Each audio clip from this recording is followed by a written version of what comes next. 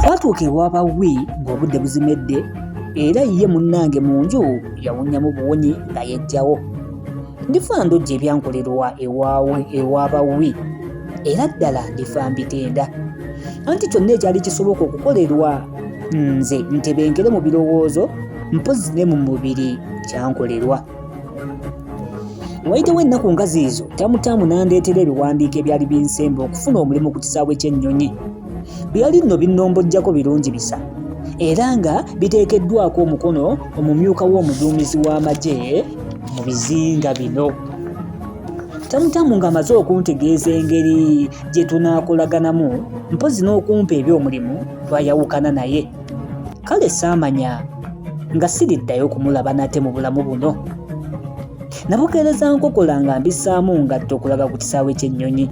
Olwo nno nga nyambadde ebyambalo abakozi b'Abajapaani bye baayambalanga era nga nkusiseemu ku nsawo zange akanasuzo ak'ebifaananyi akaakolerwa mu mpandiiso eya bwino era nga nsibye ku mukono omulenganjuba ogwakolerwamu essimu ey'omu bbanga. We yanninnyirako mu bigere nga bwe tugenda tuwaya n'okundaga obukubokubo obw'amakutu obwali buggukeeka. Bwe yankomya ne ntandika okweraliikirira olwa bye nnali simanyi ebinnindiridde gye nnali ŋŋenda okwetutubika. Nga ntuuse ku kisaawe nayanjulibwa mbagirawo eri manager Shinolu. Yambuuzabuuza obubuuzo bungi obuliko obukolomooni n'obukwakkulizo naye bwonna nga mbutema. Kyokka ennaku ze namala ne wi zannyamba nnyo naddala mu kwanukula obubuuzo bungi obwandinkunizza oba kale enkalu kwe zandyenyooledde nga ntamattama. Ebibuuzo nga biwedde era nga mbyabudde nakwasibwa Kapitaano Akito gwe nnali ow'okukwazza naye emirimu. Ye yakolagananga n'ennyonyi ku kisaawe ku ssimu ey'omu bbanga naye nga teyeewaga magengeri asuulayo bbiri kale bw'aba taweenennyezza mbwa. Omulimu ogwampeebwa gwali gwa kwekenneenya buli nnyonyi ekka ndabe nga si ya mulabe, mpandiike ennamba zaayo, omuwendo gw'abantu abagijjiddemu, obudde kwetuukidde, njijjuza amafuta era ngikoleko ne kalonda w'ebintu ebirala nga n'okussisa omuguba ekinkumu mu kitabo sikisudde muguluka. Ng'ennaku zeetoolodde nafuna akakisa ate okwesigulako n'okwetegereza ekisaawe kyonna. Manager Shinolu yakyalako era obudde ne buba nga bwa mutuutuulu nnyo ng'ebire biseeyeeyeza ku busammambiro bw'emiti n'olwekyo nga tewali nnyonyi yonna eyinza okubuuka yadde okukka.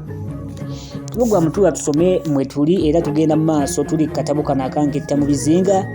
Edward Namutete Kawere ye muwandiisi. Essula ya 2 ey'akatabo kano egamba nti nsimba ekigere mu yugo nze muzzukulu wa Mugema munnakyalo akwata ssente empya n'enkadde omuwandi omusomi era omuteesiteesi.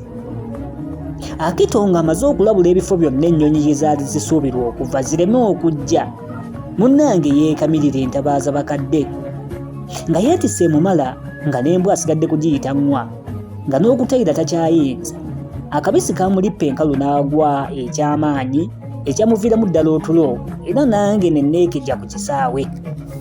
Ebuvanjuba ne ku bukiiko obwa kkono yaliyo ogubira, obukiiko obwa ddyo ng'eriyo musunku ate ebuvanjuba ng'eriyo olusozi olw'embubbu.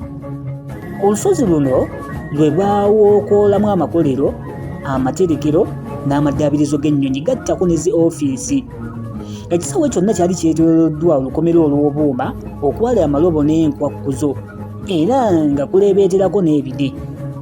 Mu nsonda emu nga mulimu akayumba ak'embaawo omwalijjwanga emisegula gy'agabwa agaayambanga ku kukuuma ekisaawe ekiro.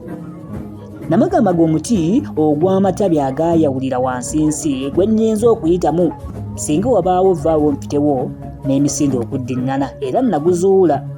Wali kumpi n'ensonda emu ku ludda eyali ekibira. Mu nnaku ezaddirira buli lwe nakwatirizangayo akaseera nga neemulula n'enkwepeta mu kibira nnonye ku bintu byange tamutamu bye yalankwekeddeyo. Byasooka nno kumbula naye nalwa ddaaki ne mbiggukako.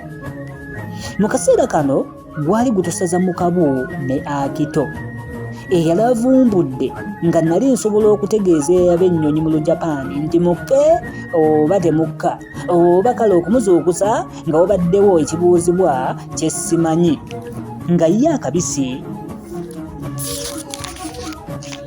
kamwekabadde. Mu ngeri eno nayiga bingi ebikwata ku nnyonyi z'Abajapaani ate n'embeera z'obudde, anti nga mu woofiisi neetaayanga bwe njagala era nga tewalankuba ku mukono.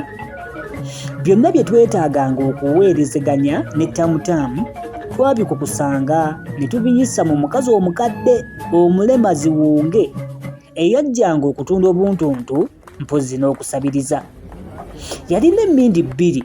Mu luseke lw'emu kale mwe yaleeteranga obuzingojjo okunasulirwa ebifaananyi ate n'obubaluwa okuva ewa tamutamu, ate n'azizzaayo obuzingojjo okuli ebifaananyi n'obubaluwa bwange mu mmindi endala mwe yasanganga nga mmaze okubusokomolera. Kale bwe nabanga amusasula oba amugerula nga njimukwanga, ebintu ebirala ng'abireetera mu wuju oba kale mu mapaapaali. Mu ngeri ng'eno bwe nafunira bubbomu obusirikitu ng'ekkalaamu enkalu. Olwali olwo Akito n'ajja ng'amere amakerekete g'akombye nga gooza lumonde, era n'ambuuza oba nga nali ndabye ku nnyonyi Abajapaani abakessi ze bajjiddemu. Kale nga ŋŋaanyi yaŋŋamba nti gwe woolikke, kale onaaziraba nti nno zonna ziriko obufaananyi bw'eŋŋumbagumba n'obuwanga bw'abafu. Kale ng'ayogera n'olulimi telukyabutuka era ng'alinnya mu lulinnye.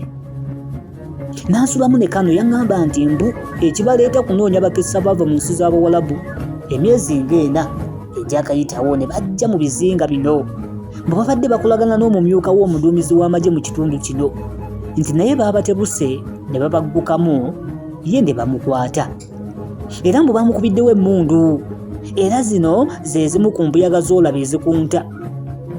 Akito ng'azunza era ng'azunga nga n'ebigala asigadde kuwalula biwalule, namuzzaayo ewuwe ne ntandika okwekerebenda ku byange ate n'okuyiiya ku magezi aganannyamba singa ddala ng'ebintu bibanga Akito bwe yali abyasanguzza bw'aba nga tayogezza ttamiiro, kubanga muli era nasigalamu akakunkuna. Ku maliiri omuntu yayisa akapapula mu mpataanya z'oluggi n'akanyugunya ku buliri bwange.